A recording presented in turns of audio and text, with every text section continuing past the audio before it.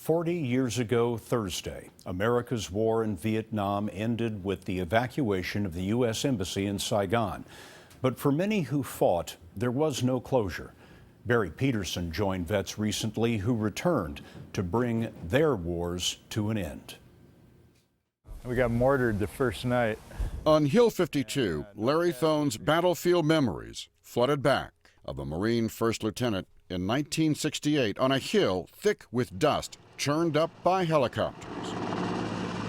You know, we had a job to do. That's the way we looked at it, and we did our job. But I think the toll that it took on the people of this country was pretty severe.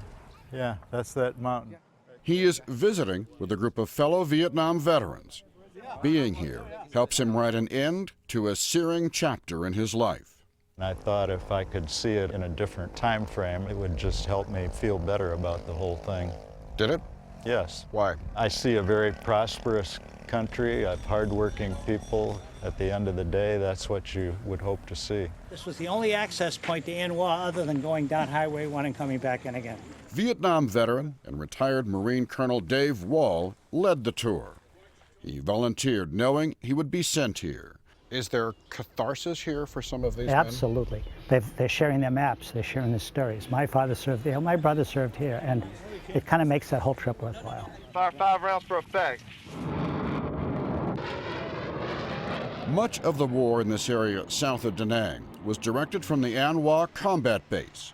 Jerry McMullen served here. His job was trying to convince civilians to support the U.S. I think that my bunker was right about over here. As he explained to his son, who came back with him, one day when he was off the base, a bomb destroyed his hut. He would have been killed. How does it feel to be standing here? Of course, it feels good to be alive.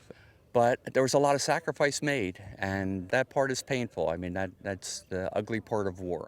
The war prompted massive anti-war demonstrations and took a toll on a whole generation. Do I have personal regrets? No. Do I think that mistakes are made? Yes.